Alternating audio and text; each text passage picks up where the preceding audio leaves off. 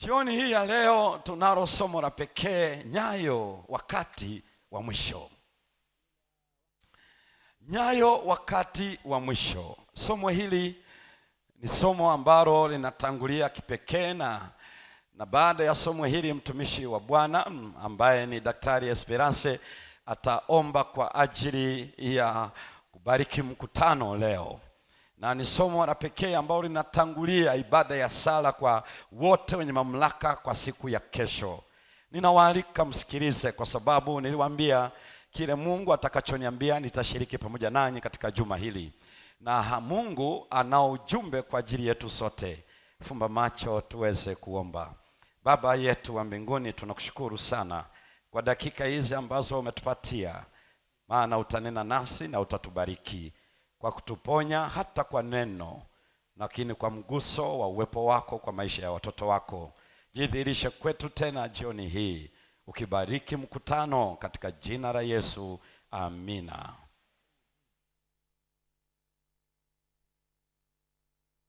Jana tulipokuwa tunapitia ujumbe wa Yoeli sura ya 2 mstari wa 28 hadi 32, tuliona mambo matano. Ujumbe wa Yoeli alisema mambo yafuatayo: siku ya Bwana inakuja.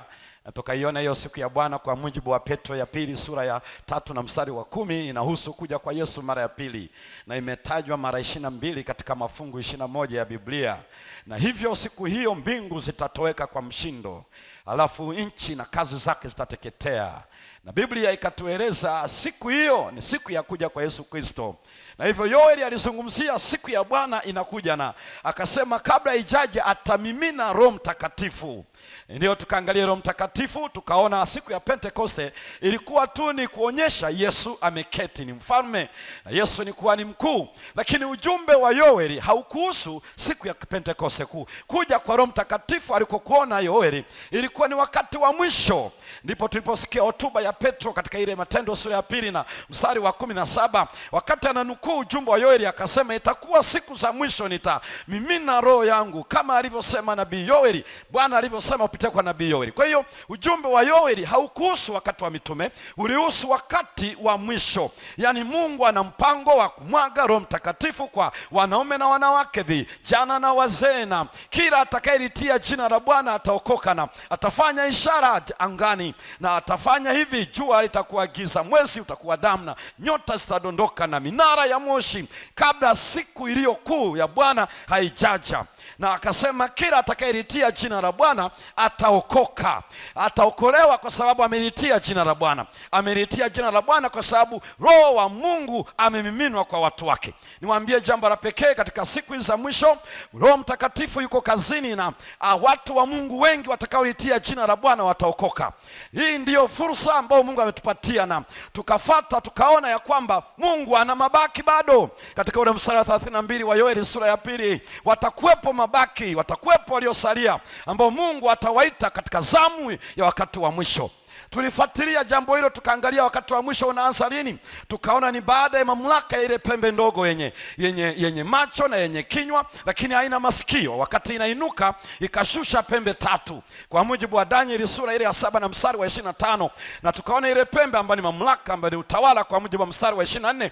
Ile pembe wakati inainuka juu ikashusha Wavandari, mwaka ya 493 ikashusha Waathogothi, Waheruri. Halafu ikawa miaka 500 ikashusha na wile wa Athogothi mwaka ule wa 538. Ndipo Belisarius kamanda wa jeshi na Justinian aliyekuwa ndio na emperor wa Rumi, mtawala wa Rumi wakati ule, ndipo walipoinua uongozi wa kanisa wa dini ya Kikristo juu ya mamlaka ya kiserikali, na ndipo waumini waaminifu walipouawa wakiteswa na kanisa la Kikristo. Endelea kuhudhuria katika mikutano hii.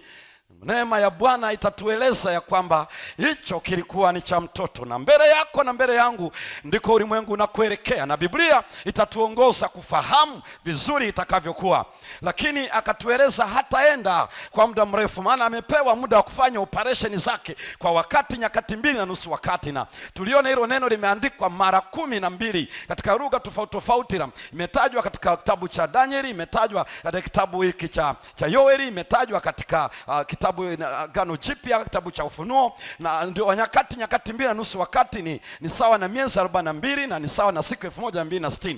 Tuliangalia vizuri kwenye ile kitabu cha Ufunuo sura ya 13 mstari wa 5, Ufunuo sura ya 11 na mstari ule wa 3, tuliangalia Ufunuo 12 mstari wa 6 na Ufunuo 12 na ule mstari wa 14. Yote inatajwa wakati, nyakati mbili na nusu, wakati na miezi 42 na siku 1260. Na tuliposoma kitabu kile cha Hesabu na kitabu kile cha Ezekieli sura ya 4 na mstari wa 6, siku moja ni sawa na mwaka mmoja, na kwa hiyo siku 1260 ni sawa na miaka halisi 1260.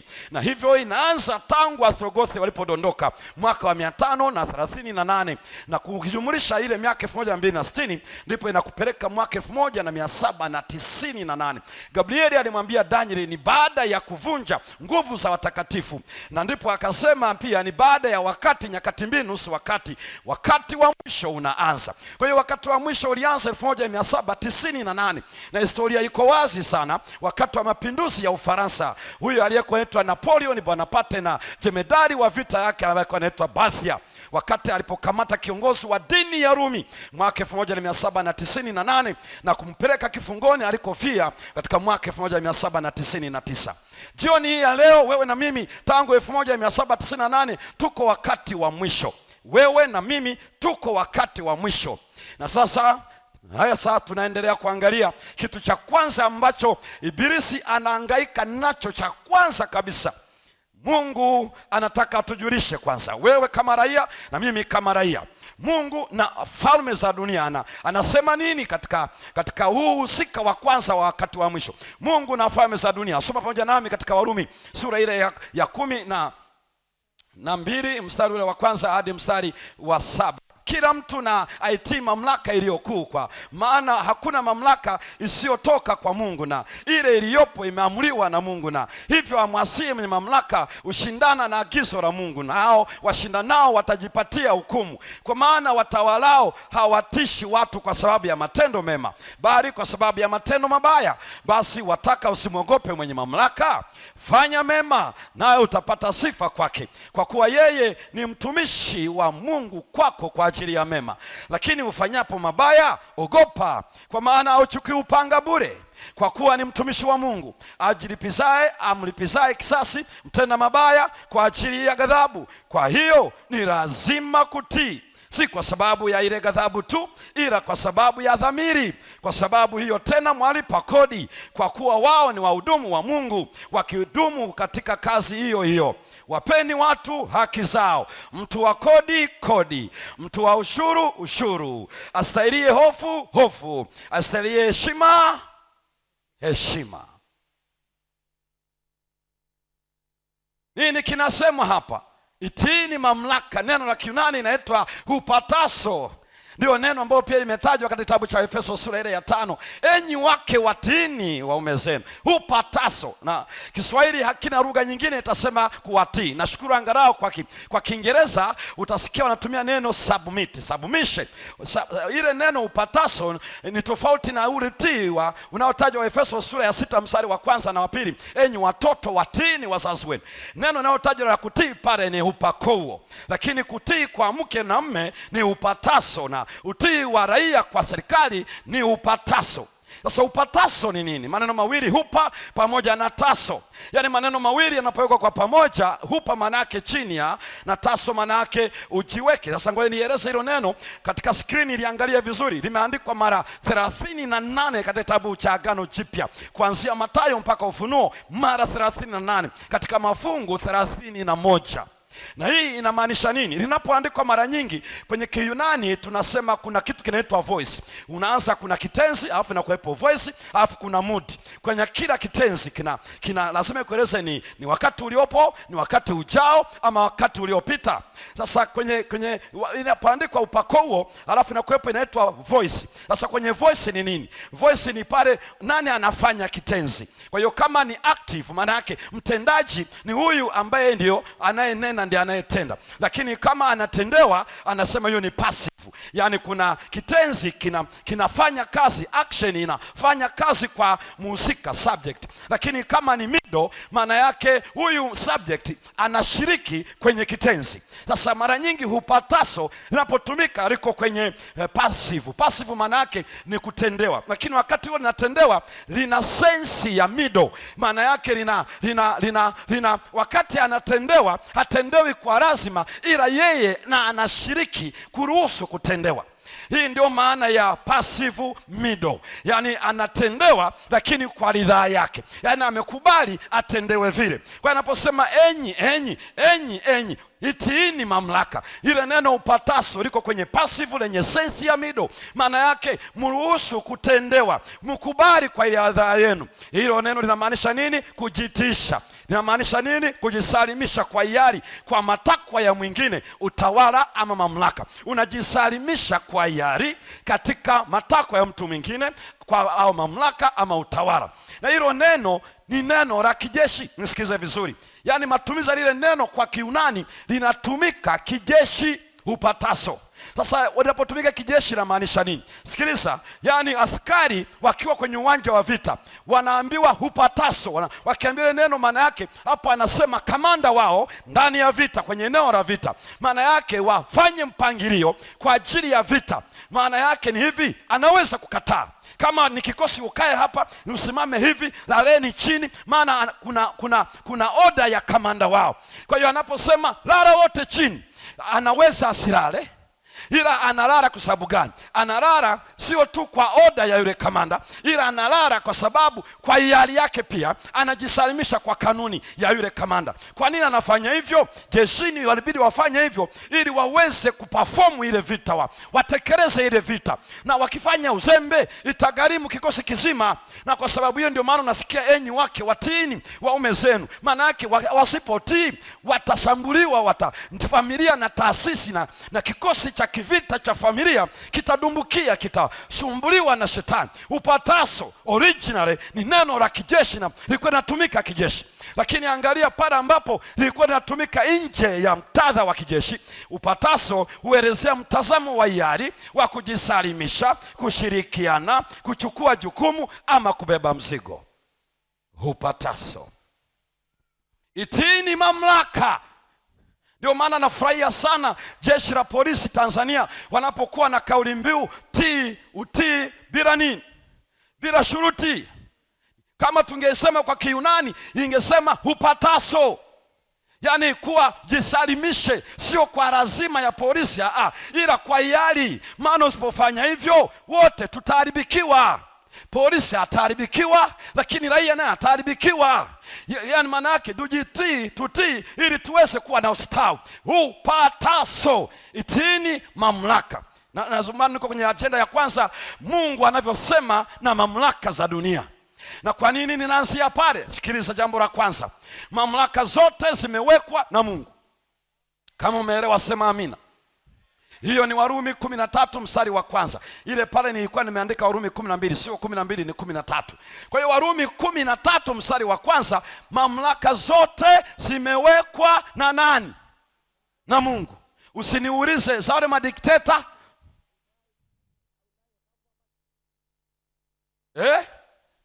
Wale ambao wanatajwa katika dunia hii ni madikteta. Sikiliza, hapajawahi tokea mamlaka yoyote haikuwekwa na Mungu. Usije ukajaribiwa. Fuatana nami tu utakuja kuelewa.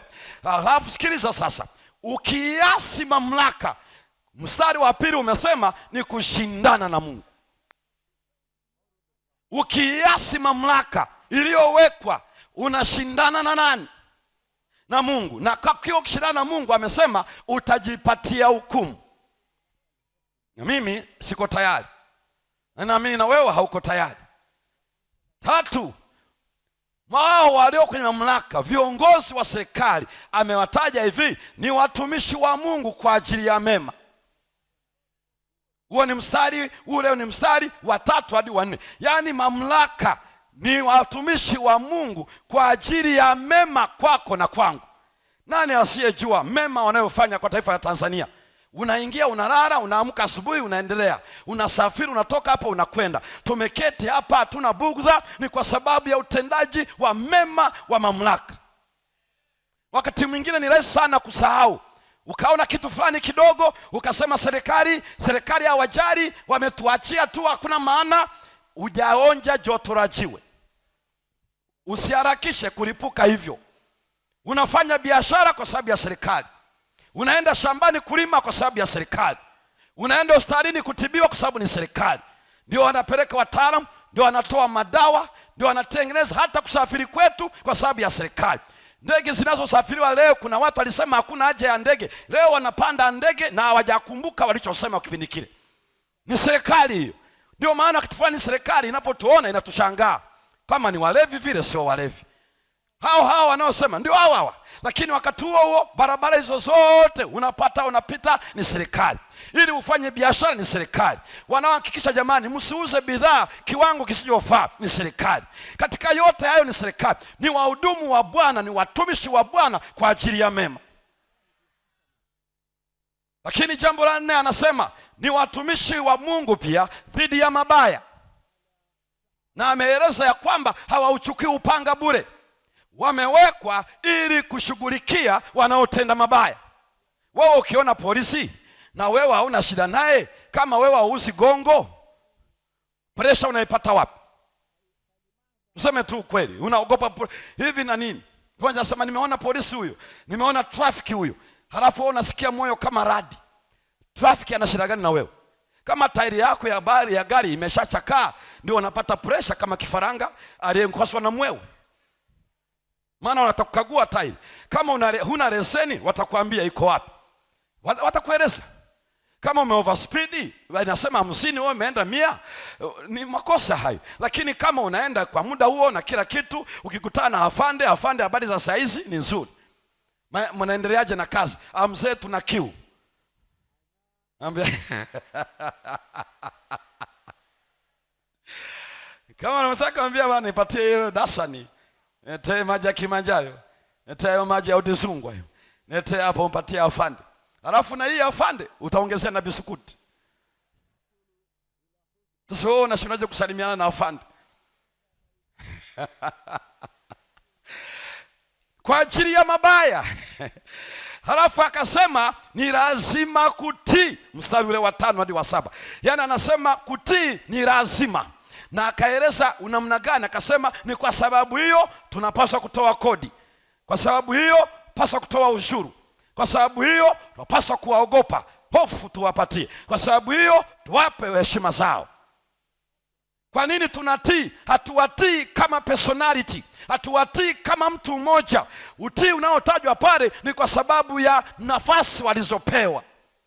Ndio maana wanaohangaikia kwenye mambo ya ndoa, ninataka haki yangu, sitaki kuwa chini ya mume. Yaani hatumtii mwanamume kwa sababu ya personality, kwa sababu ya hapana, tunatii kwa sababu ya position aliyopewa na Kristo. Tunapomtii mkuu wa mkoa wa Morogoro, hatumtii kwa sababu tu ni anaitwa fulani na yeye ni mwanadamu, sawa. Tunamtii kwa sababu ya nafasi aliyopewa. Hiyo ndio authority, ndio mamlaka aliyonayo. Na ndio maana akibadilishwa, tutakaa naye, tutakula naye karanga, tutakula naye story, tunabaki na ile heshima ya mwanadamu wenzetu. Lakini wakati wake akisema nataka wote kesho waje hapo Morogoro, hatuendi kwa sababu sio mkuu wa mkoa. Lakini akishaingia kuwa mkuu wa mkoa, akaapishwa, maana yake ni hivi, tunatii mamlaka. Na Biblia inasema itiini mamlaka. Hajasema mtiini mtu binafsi, mamlaka. Jambo la pili, watawala wanapomkataa Mungu yafuatayo yatadhihirika. 1, katika Danieli sura ya 3, wanasimamisha sanamu. Wanapomkataa Yesu wanasimamisha sanamu. Hayo yaweke kwenye mabano tu, siku zinakuja hapa mbele ndani ya juma hili.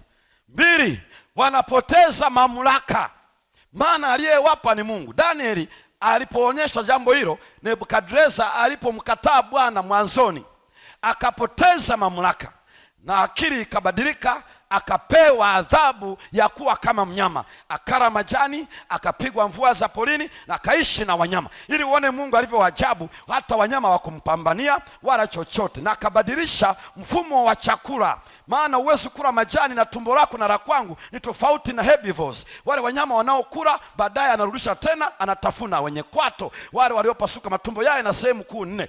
Ukisema mbuzi, ukisema kondoo, ukisema ng'ombe, wana matumbo yao wanaokula nyasi yako namna hiyo. Lakini hata wale ambao waende namna hiyo, wasiocheua, nao wana system yao. Lakini Mungu alibadilisha system ya Nebukadreza, akala majani sio mwezi, miaka 7. Na ilipofika miaka 7 ndio Mungu akamrudishia ufahamu, na watu wakaja kumtafuta, na akarudi tena ikulu. Hakurudia. Ilikuwa ndio marufuku, alikoma kama kwenye ziwa la mama yake. Unajua wakati fulani, ndugu zangu, usisubiri ufike pale. Mungu anaweza kuaibisha mwenye mamlaka hata kama anatetemekewa kiasi gani. Ana bulletproof, ana ulinzi wa kutosha. Usicheze na Yehova.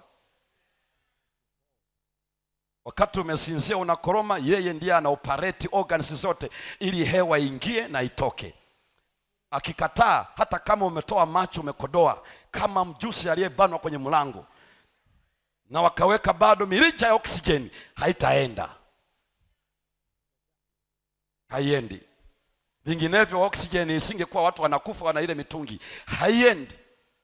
Hivyo wanapopoteza mamlaka, wanapomkataa Mungu, wanapoteza mamlaka. Na mmoja wapo aliyepoteza alikufa pia, Belshaza, katika ile Danieli sura ya 5. Na Danieli alimwambia kabisa, usiku huu mamlaka yako yametoweka. Na Biblia inaeleza ya kwamba ndipo ilipotokea na Wamedi wakatawala. Belshaza ambaye alikuwa ni kiongozi akapoteza. Eti anachukua vyombo vitakatifu vya Bwana avinywee pombe, aisifu miungu ya chuma, ya shaba, ya miti, ya mawe. Ndipo Mene, Peresi na Tekeli. Na usiku huo huo alikuwa amejaza kikombe na aliuawa. Wao wakikataa mfalme wa mbingu na nchi, 1, wanasimamisha sanamu. 2, wanapoteza mamlaka. 3, angalia katika ile Matendo ile Danieli 3, Danieli 6 na Danieli 5 mstari 29, wanapoteza utii toka kwa waaminifu. Nisikilize vizuri. Mamlaka yoyote katika dunia hii, wanapomkataa Mungu, wamepoteza utii kwa mamlaka zao kutoka kwa waaminifu. Katika historia yote ya Biblia, watu wa Mungu waliokuwa waaminifu, wakati viongozi wa serikali wanakataa mamlaka ya mbingu, Mungu huwa ana raia waaminifu ambao hawawezi kuasi mamlaka ya mbinguni. Kwa hiyo nini kinafanyika? Ndio alichosema Petro na mitume katika ile Matendo sura ya 5 mstari wa 29, akasema imetupasa kumtii Mungu kuliko nani? Hata kwenye serikali yetu ya Jamhuri ya Muungano wa Tanzania, siku ikikataa mamlaka ya mbinguni, wewe kama mwaminifu wa Yesu, hakuna option, hakuna mbadala. Biblia inasema itatupasa kumtii Mungu kuliko wanadamu. Kuliko wanadamu. Sisi raia wote tunawajibika kwa Bwana kumtii mamlaka, ikiwa mamlaka itaendelea kuwa chini ya Bwana. Ikiasi, ikaweka sanamu, ikawataka watu wafanye kinyume na Bwana, hatuna namna ya kusema. Mnatuambiaje mchungaji Semba? Mnasemaje huko jimboni? Mnasemaje kule ndio Morogoro? Jibu ni moja tu, itatupasa kumtii Mungu kuliko wanadamu. Hatuna option. Hatuna mbadala. Kwa serikali za dunia hii zinapomwacha Bwana, hatuna mbadala. Sisi sio wa kwanza. Sisi wale Shadraka, Meshaki na Abednego walikataa na wakatupa kwenye tanuru la moto. Danieli alikataa kipindi cha Wamedi na Waajemi na akatupa kwenye tundu la simba. Walikataa mitume, wakapigwa viboko, wakatiwa gerezani. Walikataa, wakauawa, wakachomwa, wakauawa, wakaburuzwa. Lakini habari njema ni hii, walikataa. Yaani kukataa ni kukataa tu. Leta mtutu, leta silaha, leta kitanzi, kukataa haina mbadala. Hatuwezi kupapasa. Tunashukuru nchi yetu bado inatembea katika nuru hiyo. Tunashukuru inatembea hivyo. Lakini tunajua huko mbele nini kinakuja.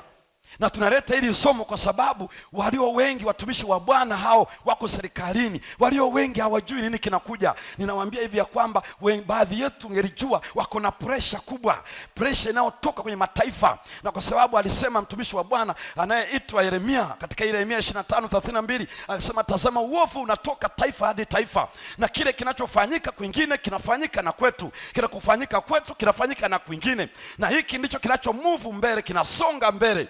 Ila habari njema ni hii, lolote itakalokuja, waaminifu wa Bwana hawatasaliti uaminifu kwa Mungu. Kwa nini? Kwa sababu, endelea kusikiliza jioni ya leo. Kwa hivyo, ikiwa raia wote watafanya kinyume na mapenzi ya Bwana, ni kutotii mamlaka, ni kutotoa kodi, ni kutotoa ushuru. Kama wewe ni mtumishi wa Mungu, wewe unafahamu ni Mkristo, na wewe unapiga chenga mpaka usimamiwe na TAKUKURU, usimamiwe na watu, yani wewe ni waajabu, yani haumjui Mungu, ni kichaa kabisa, hauna lolote, sio Mkristo wa kweli. Raia mwema anajua ni kwa kodi serikali iwepo, ni kwa kodi tupate viongozi, ni kwa kodi ili tupate serikali ya jeshi litutunze, na serikali ifanye hiki na kile, madawa yapatikane na huduma za shule.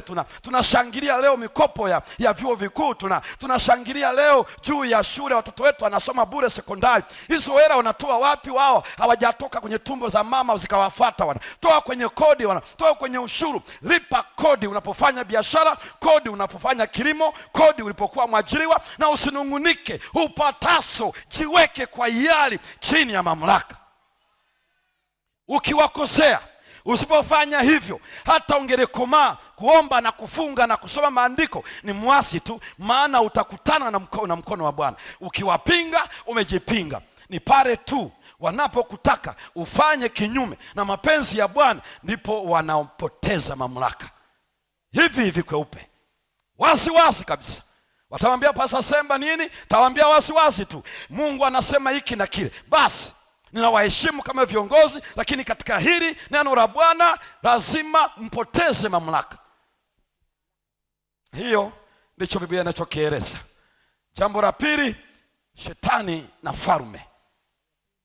Shetani na falme. Baada ya kuona Mungu na falme za dunia, twende shetani na falme za dunia.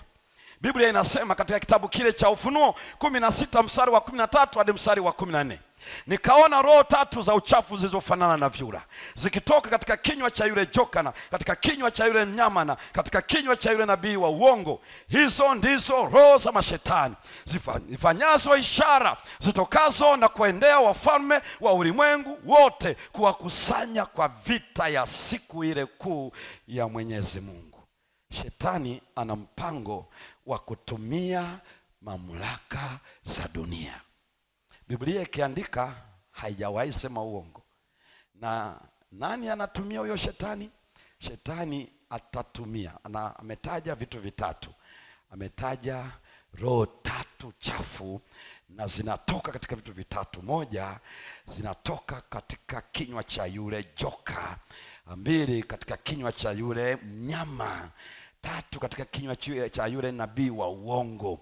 Anasema hizi ndizo roho za mashetani zifanyazo ishara zitokazo na kuwaendea wafalme ulimwenguni mote. Hii ndio inayosababisha kesho tuombee kwa ajili ya viongozi wetu. Kuna nguvu ya joka inayowaendea wafalme, na sio tu Damascus, na sio tu kule Iraq, na sio tu kule Ethiopia, na sio tu kule Kongo, na sio tu kule popote, na mpaka Tanzania na kwingineko. Ndio maana tunahitaji kuombea. Shetani anawaendea viongozi. Sikiliza, akiwapata viongozi atafanikisha mambo makubwa yenye maumivu makubwa, na tutakuja kuiangalia. Ndio maana tunataka kuwaombea viongozi, kwa sababu wanafanya wasipojua kuna nguvu inatafuta ili iwachepushe kwa yale ambayo Mungu amewaamini. Ndio maana tunahitaji kuomba roho za uchafu zilizofanana na vyura. Anaturudisha lile pigo la pili la kipindi kile cha taifa la Misri, na hii tutakuja kuieleza huko baadaye itakapokuwa naingia hatua inayofuata kwa siku kadhaa hapo mbele. Kwa hivyo watawala wa dunia ni target, ni shabaha ya shetani na mawakala zake, ni shabaha ya ibilisi kuwashughulikia. Na anawapataje? Kwa kuwadanganya. Yaani anachosema ni nini? Walio wengi hawataelewa ni uongo, wao watafikiri ndio kweli tunafanya. Endelea kuhudhuria uone namna ambavyo ameshaingia tayari katika serikali kadhaa za dunia hii. Tutakuja kuona anakuja kwa uwerevu, kwa uongo mno. Biblia inasema zinazokwenda zifanye ishara, halafu zitakazodanganya wa ulimwengu. Yaani anakuja anatumia ishara na udanganyifu, ishara na udanganyifu. Na kwa sababu hiyo Mungu wetu anataka tuweze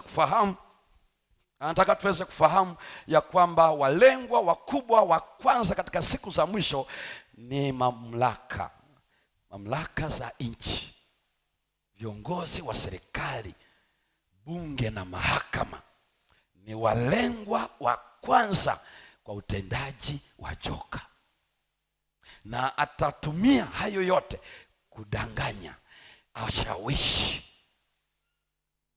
Hii ni vile shetani anavyotaka. Kumbuka, mamlaka ni watumishi wa Mungu kwa ajili ya mema.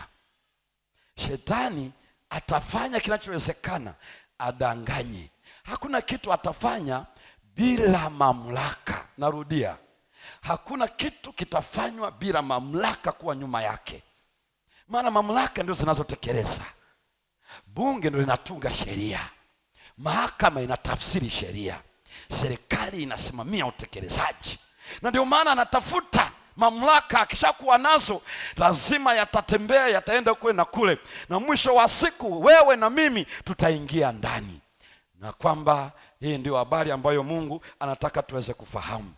Sasa angalia sasa, Biblia imeeleza katika Danieli sura ya 2 na Danieli sura ya 7 wale wanyama ambao wanatajwa pale.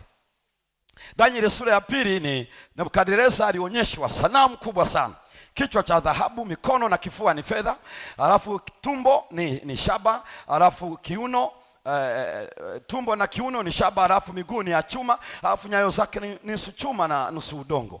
Lakini wakati anaangalia ilikuwa ina mwangaza mkubwa, jiwe likachongwa likapiga kwenye nyayo. Alikupiga kwenye miguu ya chuma, alikupiga kwenye kiuno na tumbo cha shaba, wala alikupiga kwenye mikono na kifua ya fedha, wala alikupiga kwenye kichwa. Badala yake alipiga kwenye nyayo. Alafu kisanamu yote ikajipiga chini, ikawa vipande vipande, upepo ukaja ukapeperusha, takataka zote zikaondolewa, alafu lile jiwe likakua likajaza dunia. Danieli akamwambia, ule mstari wa 29, akamwambia hicho kichwa cha dhahabu ni wewe mfalme Nebukadneza, kwa maana ya Ukaridayo. Akamwambia baada ya zama zako utakuja utawala mwingine ulio mdogo kuliko wewe.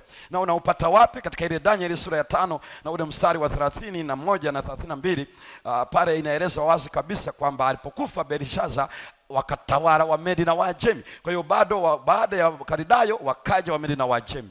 Lakini Wamedi na Waajemi pia hawakukaa milele zote. Kwa mujibu wa Danieli sura ya 8 na ule mstari wa 20 na 21, kuna mbuzi na beberu, kondoo na beberu. Alafu kondoo ndo alianza, na Danieli akaambiwa na Gabrieli, yule kondoo uliyemuona wenye pembe mbili ni utawala wa Medi na Waajemi. Alafu mstari wa 22 akamwambia hivi, yule beberu mwenye pembe moja katikati ni Uyunani.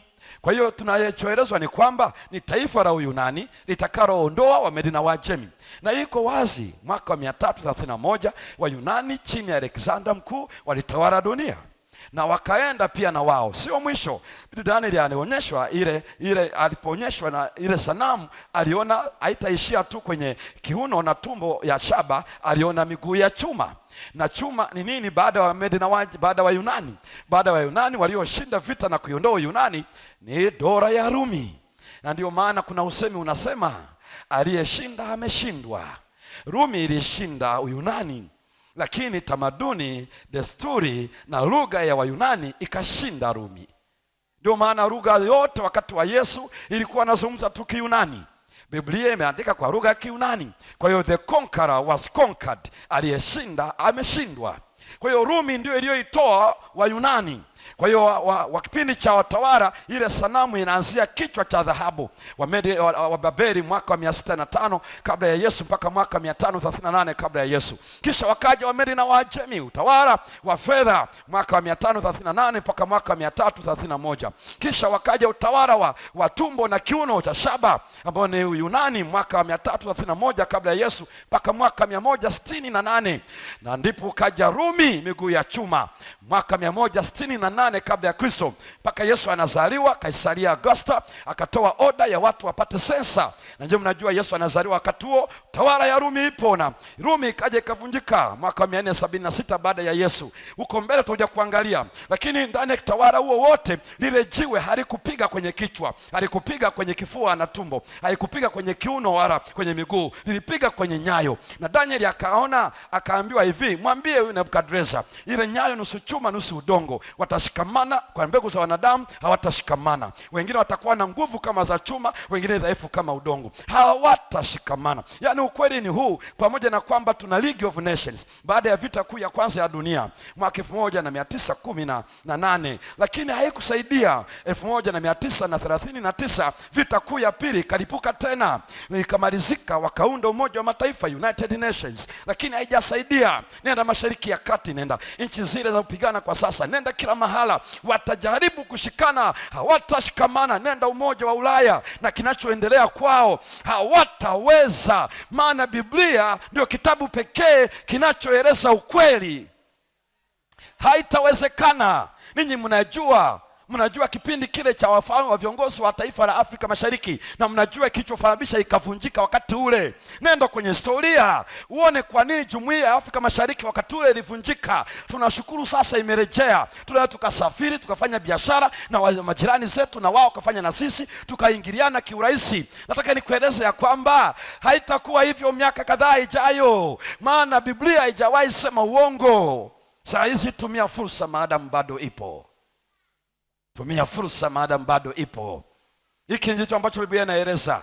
Kwa hivyo utaona wale hapa wanaeleza utawala wa Medi na Wajemi, nenda mpaka chini.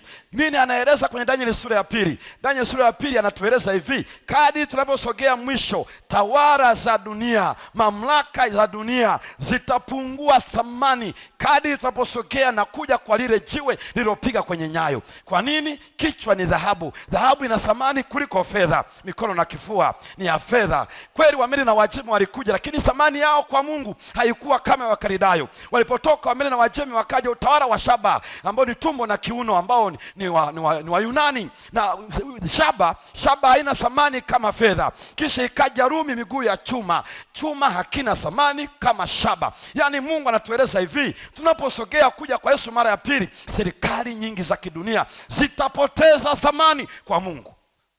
Nini kinapoteza thamani? Nenda sura ya 7. Nini kinapoteza thamani? Nenda sura ya 7. Kitu gani kinapoteza thamani? Akatupatia wanyama 4, mmoja mfano wa simba, mmoja mfano wa dubu, mmoja mfano wa chui, mwingine mfano mnyama wa kutisha. Hiyo ni Danieli sura ya 7. Simba unaona anafanana, ndio ile kichwa cha dhahabu. Hapa ameleta kwa mfanano kama simba. Lakini ukienda kwenye dubu anakuletea mikono na kifua cha fedha. Akikuleta kwa wile chui anakuleta kwa tumbo na kiuno shaba. Mnyama wa kutisha mwenye meno ya chuma anakurudisha kwenye miguu ya chuma. Kwa hiyo sura ya 7 inaongezea kitu hiki cha pekee. Yaani ukianzia simba kwenda kwa dubu, nenda kwa chui, nenda kwa mnyama wa kutisha, kuna degree, kiwango cha kuongezeka cha ukatili. Naomba usikize vizuri. Kweli simba ni mfalme wa pori, lakini sio katili kama dubu. Usikize vizuri. Simba ni mfalme wa pori, lakini anaungwana kuliko dubu. Enda uulize wale watu wanaohusika na wanyama, watakueleza dubu ni katili kuliko simba. Lakini cha ajabu pia, chui ni mbabe mkatili mno kuliko dubu.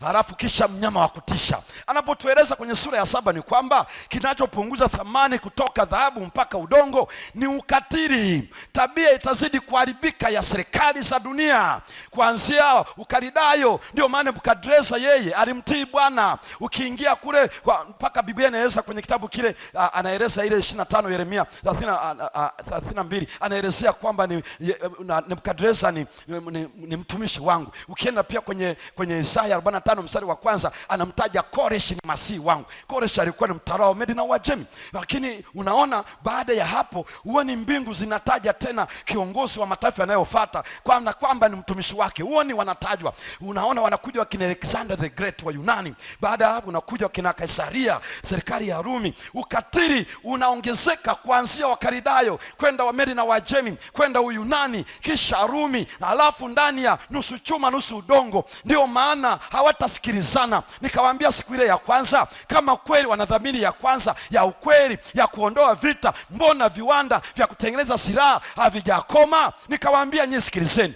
ni hatari mno kukutangazia amani wakati umeficha mapanga nyuma. Hicho ndicho kinachoendelea. Hakuna mpango wowote wa sayari hii wa kusimamia amani. Nawaambieni kwa neno la Bwana, na msije mkabweteka mkajua tunakwenda salama. Hakuna usalama mbele yako kwa mamlaka ya kiserikali zinazokuja huko baadaye. Sasa hivi burudika na fursa iliyopo ili kusaidie uweke uhusiano vizuri na muumbaji wako. Biblia haijawahi sema uongo. Ukatili utaongezeka kadri tunaposogea mwisho, kwa sababu thamani itapungua ya uhusiano wao na Bwana. Ukatili utaongezeka, na Yesu alisema maneno haya, zamani za watawala hao ufalme wa Mungu utakuja. Jioni ya leo ufalme wa Mungu utakuja.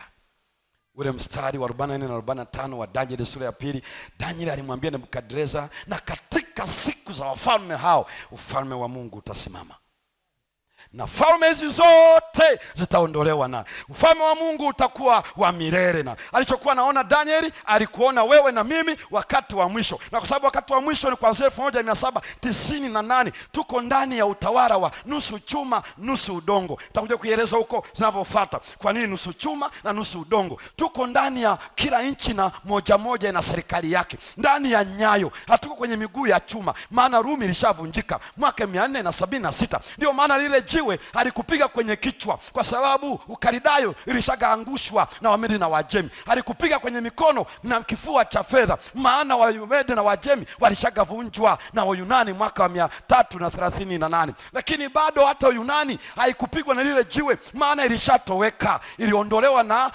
Warumi mwaka wa 168 kabla ya Yesu. Hata hivyo jiwe alikupiga miguu ya chuma, maana Rumi yenyewe ilishavunjika mwaka 476. Sasa tuna serikali moja katika mataifa ya Afrika, mataifa ya Ulaya, mataifa ya Asia. Ni ndani ya kipindi hiki Danieli alimwambia mfalme, lile jiwe ulioliona linachongwa bila kazi ya mkono, ni utawala wa Yesu unakuja.